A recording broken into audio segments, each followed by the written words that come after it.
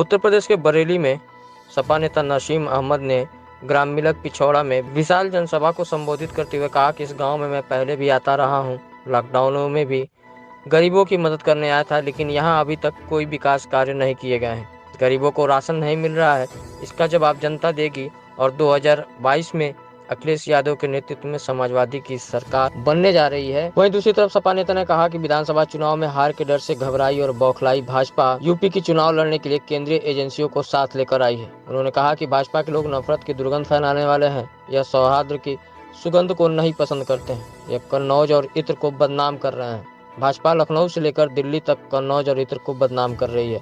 जनता सब समझ रही है। विधानसभा चुनाव में जनता भाजपा का सफाया करेगी। जो मिलक पिछौड़ा है, पिछले 5 साल से हम लोगों ने जो सरकार ने कहा था कि गड्ढा मुक्त कर देंगे, मुझे तो जब भी वहाँ आया तो गड्ढे ही गड्ढे मिले। और हालत ये थी कि लोगों का जाना, मरीजों को ले जाना और गर्भवती महिलाओं को ले जाना बड़ा मुश्किल था। कई कैजुअलिटी हो जाती थी, एक्सीडेंट होते थे। तो यहाँ जो मूलभूत सुविधा थी, इसकी बहुत बड़ी समस्या थी। और लोगों का जो राशन है, यहाँ भी वही शिकायत है कि लोगों के ज़्यादातर राशन कार्ड नहीं बने हैं और जो राशन मिल रहा है वो सीधे सीधे इनसे जो है विधायक जी और मंत्री जी के कोटे में चला जा रहा है। यहाँ के विधायक से बहुत नाराज़ हैं और पूर्व विधायक से भी, क्योंकि लोगों ने क्या करा है कि जब लॉकडाउन था तो हम लोगों ने यहाँ आके बांटा था। यहाँ हमारे यूसुफ भाई थे, उन्होंने यहाँ जो है वकार अरेंजमेंट ग्राउंड में कराया था और गरीबों को छाँट करके एक कोई गरीब ना रह जाए, उनको लोगों को गला बांट दिया, हम लोगों ने मदद करी।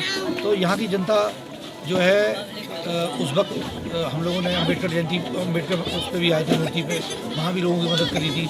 तो यहाँ जनता अच्छे बुरे में हमेशा साथ रहती है। लेकिन सबसे बड़ा जो मुद्दा है प्रदेश का, यहाँ लोग पढ़े लिखे हैं, डिग्री होल्डर हैं, उसके बाद भी जो उन्हें नौकरी नहीं मिल रही है, बेरोजगार हैं। और बेरोजगारी के साथ साथ जो लोग बाहर काम करते थे वो भी अपना कारोबार छोड़ के चले आए हैं। उनको भी आज जो है अपनी रोजी रोटी का एक क्वेश्चन मार्क लग गया है, सवाल उठ गया है। और सबसे बड़ी जो यहाँ समस्या है वो इस गांव के अंदर जो जितने किसान हैं उनको ना तो सरकार द्वारा जो धान की घोषणा हुई थी न्यूनतम मूल्य मिला है और गन्ने का पेमेंट भी समय से नहीं मिल पा रहा है। हकीकत ये है कि सरकार ने तो कम से कम 400 रुपये गन्ने का रेट होना चाहिए था और बिजली मुफ्त कर देना चाहिए थी।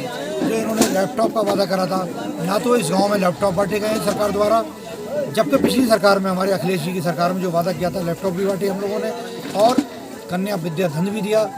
और इस बार जो हमारे माननीय राष्ट्रीय अध्यक्ष जी के जितने वादे हैं कि जो हमारी सिंचाई फ्री रहेगी, 300 यूनिट बिजली फ्री, 10 लाख लोगों को पहले ही साइंस नौकरी, तो इन लोगों के वादे अब झूठे खोखले साबित हो रहे हैं। 70 लाख लोगों को नौकरी नहीं मिली है, ना कहीं बुलेट ट्रेन चलती हुई दिख रही है, ना 2 करोड़ नौकरी पर साल इन्होंने कहा था केंद्र सरकार ने, वो भी कहीं नहीं भर्ती हो रही है।